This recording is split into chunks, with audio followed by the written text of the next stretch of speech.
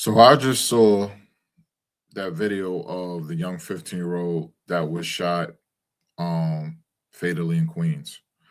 Firstly, I want to say RIP to that young man. Very unfortunate situation. Um, and it's just very sad and disheartening.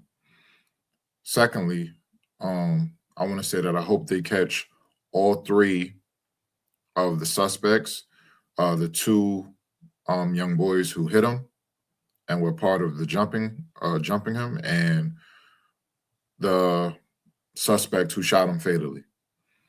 I recommend a 15-year minimum for the two boys who hit him, and I recommend a 30-year minimum for the boy who shot him.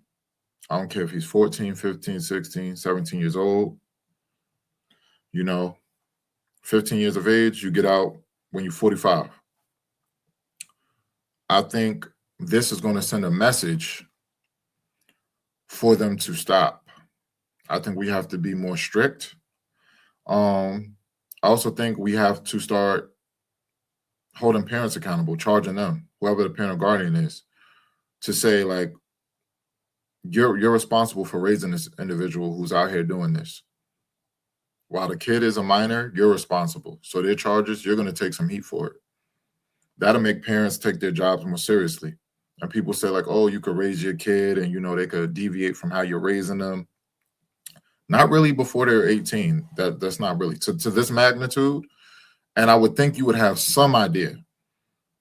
The kid is not going to be perfect at home and then perfect in school and then be out in the streets doing nonsense like this. That's very, very rare. This is just very disheartening. And it all starts at home and it starts in the community. But at 15 years of age, you know what you're doing. This kid knew what he was doing. He knew that there were people there, that people were filming. And he couldn't just, jump the kid. That wasn't good enough. He had to pull out a gun.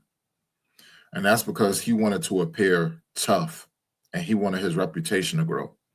And he wanted the talk to be the next day at school or the next day in the neighborhood to be, oh, you saw such and such, you pulled out the gun. He was pistol whipping him. He didn't just beat him up. He was pistol whipping him. He hit him with it. It's no uncalled for. The kid wasn't fighting back, didn't have a weapon, nothing. These kids are out here trying to emulate what they look up to, especially when there's bad parenting and there's no structure. That's why kids need structure. As an educator, I always preach and provide structure to my kids. We got to be the strict ones in the school because it's not in their homes, it's not in the neighborhood. We got to be the strict ones to provide structure and let them know, hey, accountability. You're going to be held accountable in life, and this is how things should go. So I can't wait for accountability to catch up to those three young men. Now, you could say it's unfortunate. They're young. Oh, well. They knew what they were doing because I was 15 years old before. And, I never went outside to look to just jump someone or harm someone or pull out a gun on someone for no reason. And a 15-year-old like that, who knew he was being watched and saw the crowd and let it egg him on, even though he saw phones out, that's the 15-year-old, 16-year-old, however old he is, because we don't know that yet. That's the person that's your criminal at 22, 25, 26, because they don't learn. And then they just feed off that because that's what gives them attention. It's like a drug. And they become the worst of the worst, and they just continue and continue until they get caught, until they sit down for a long time. So just sit them down for a long time now. 30-year minimum, 30 years to life. Because it all starts at home and it starts when they're young. And unfortunately, this is what he's become, a demon. So let that demon sit down for 30 years. And the other boys who thought it was better to jump in and punch the kid instead of stopping the kid who was out of order, give them 15 years to think about what they did. I'm fed up. Now, allegedly, this was over gang activity. Mind you, this is two 15-year-olds who lost their lives in the last 3 days regarding gang activity. There was one in Long Island and there's one in Queens. Two 15-year-olds shot, alleging gang activity. So all of these gangs, and the thing that irritates me the most is we got grown men in these gangs. These grown men who are in gangs are no different than a pedophile. I'll say it again. The grown men in gangs are no different than a pedophile. What's the difference? You Crips, you Bloods, you GDs, you BDs, you Vice Lords, whatever gang you're a part of, tell me what good the gang has done for you. Because I know several men in these gangs, and when they get locked up, they're calling me. Oh, you put money on my books. This, what happened to gang? I'm not gang affiliated, never been gang affiliated. I'm Dr. William James. You may know these people because you grew up with them. Y'all played sports together. You know their parents, you know their family members, whatever. We got to break generational curses. How can we break it if you say, oh, this was a part of your culture? We got to let go of negative parts of our culture. That's the whole point. Gang culture doesn't belong in our community. So I don't want to hear no excuses. Oh, you know, where I'm from, this is just what you do. Oh, if you didn't grow up in it, you don't know about it. Oh, if you had to walk through this neighborhood, you have to claim this. To walk through the net, crazy, killing noise. Because the adults today have to stop it. And kids shouldn't have to feel like they need to join a gang to get home. So it still falls on the adults today. What are the adults in the gangs now doing? You got these kids on a damn park, at a damn park, asking another kid, oh, what set you claiming in? Who's your big homie in? What are you? And then shooting them. But y'all still celebrate people who are grown-ass men who claim they Blood or Crip or whatever gang they're a part of. They should be ashamed to say that. We got to get that out of our community. With all the positive organizations we done had in the Black community, the Deacons of Defense, the Black Liberation Army, the Black Panther Party. Why don't we bring something back positive for kids to emulate? Rather than having them throwing up sets and thinking they got to go out and commit a robbery or fight someone or jump someone or do something stupid. And I know people are going to be mad and they're going to want to respond to the video. I want someone to respond to the video so you can see how stupid the person sounds. Tell me what good gangs have done for the Black community. Or I want them to tell me what good the gang has done for them. It's going to be the same story. Oh, I was young when I started gangbanging. I was 12, 13 years old. And, you know, the gang held me down. So, all right, you're a grown man now. Because I'm talking to the grown men in these gangs. You're a grown man now. It's time to grow up. Stop being a predator. Because you're part of the problem. The young kids, they see you.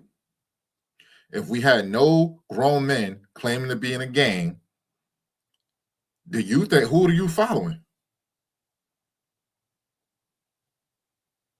If we make it look like it's corny, it's corny.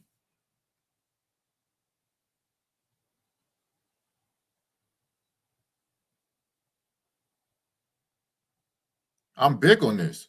Just like we don't associate with predators, you shouldn't be associating yourself with gang members. Yo, you in a gang? You still claiming it? You corny. You're a predator. Don't talk to me. I'm fed up because it wasn't a cop in sight in that video. Now, if there were cops in the video and they were telling them to break up and disperse, then we say they're over policing the Black community. They're over policing Black youth. And this puts people like me in a conundrum, in a difficult space, because you don't want them over policed. You don't want, you want them to be able to let kids be kids and let them have fun or whatever. But then situations like this, could be avoided. And some people say, oh, it's just one or two. Listen, a 15-year-old, one 15-year-old being shot in a park is one too many.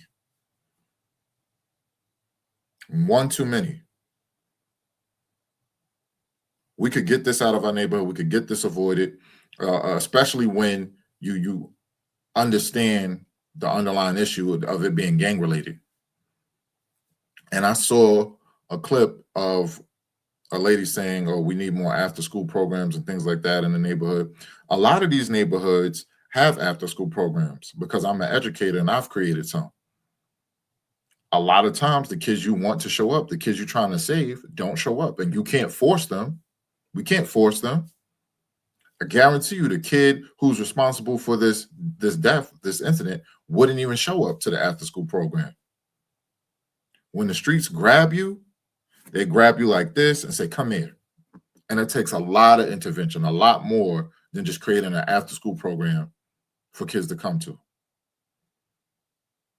A voluntary after school program for kids to come to. The system has to grab them in a court and then make it mandatory for them to go to programs and stuff like that. Because it all starts at home. And if they don't have the structure at home with proper parenting, this is what happens.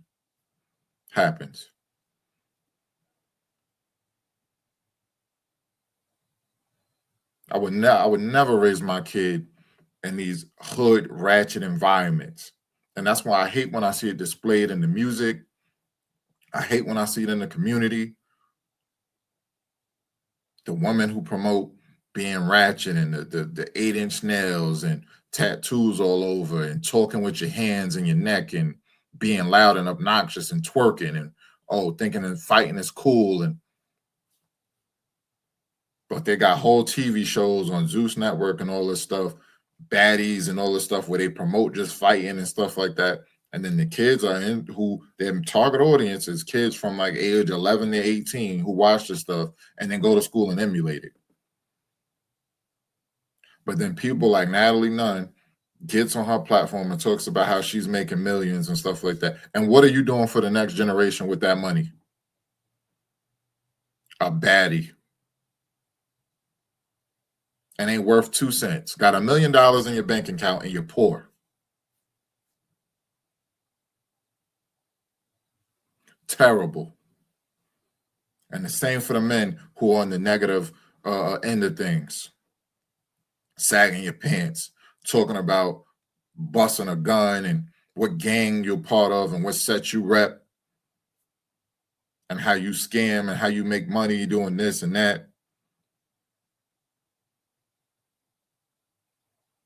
Promoting that you got to be tough by punching someone in the face or mean mugging someone.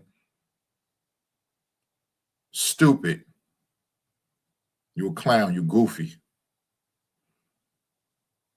All you got to do is be a man. To the next generation of young men, just be a man. Stand 10 toes down. Stand on your principles.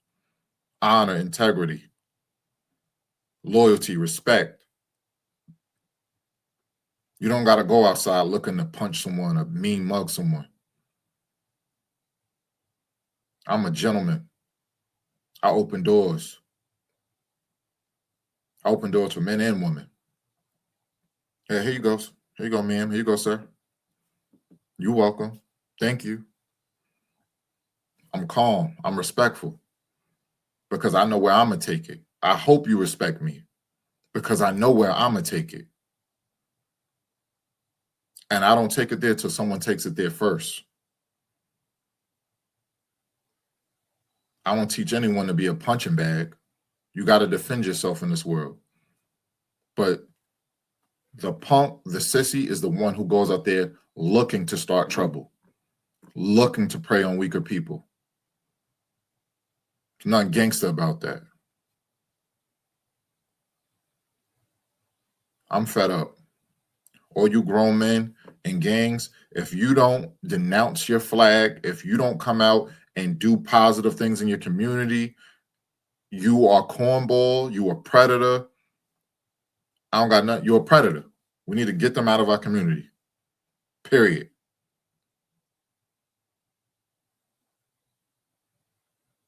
I'm fed up.